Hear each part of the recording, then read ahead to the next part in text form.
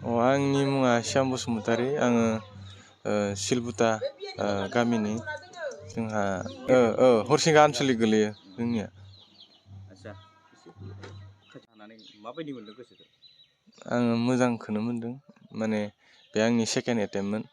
थांनाय बारबो होदोंमोन आङो, थांनाय बार उथ्रिनो हायाखैमोन। बे खेबाव होनानै आं उथ्रिनो हादों। उथ्रिनो हानानै आं मोजांखौनो मोनदों।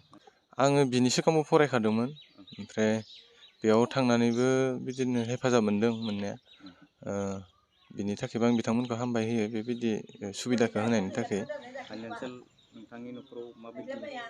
फाइनान्सियेला बिदिनो सोलियो आरो जोंहा बिदिनो बेफार खालामो, मा दख'ना बेफार खालामो, बिदिनो सोलियो।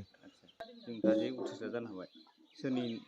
आङो बिमा बिफाखौनो बुंनांगोन, खारन उन्दैनिफ्रायनो बिसोरनो जिबायदि सापर्ट खालामबोदों, बिसोरनि दैदेननायावनो बा सापर्ट खालामनायावनो आं बेसेबां मोनफायनो हादों, बिथांमोननिफ्रायनो आं एनकारेजमेन्ट मोनबोदों आरो दिनैसिम।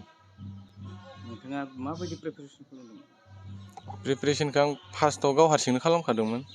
गाव हारसिंनो फरायनानै आङो बिदिनो फार्स्ट एटेम्पखौ होदोंमोन। बेयाव आङो मेन्सआव पास जायाखैमोन। ओमफ्राय बिनि उनाव बिदिनो सुपार 50आव बिदि एग्जाम होदोंमोन। ओमफ्राय पास जानायखाय आङो दिल्लीयाव थांदोंमोन। थांनानै बेयाव दसे प्रिपेयार खालामबाय, ओमफ्राय फैफाफिननानै एबारे आरो न'आव फरायबावनानै बे एग्जामखौ होनाय जादों आरो बेयाव देग्लाय पास जानो हादों आरो। नोंथाङा रायजो राजानि थाखाय माबायदि खामानि मावनो सानो? आङो जि सुबिदाखौनो मोना, बेयावनो थानानै आं जिबायदि मावनांगौ बेखौनो आं मावगोन। जि अपरसुनिटि मोनो बेखौनो लानानै आङो जि मावनो हायो बेखौनो मावनो नाजागोन आरो। बेखौथ' आङो जेनेबा मा जायगायाव आरो मा बिभागाव पस्टिं मोनो बिनि उनावसो बुंनो हासिगोन।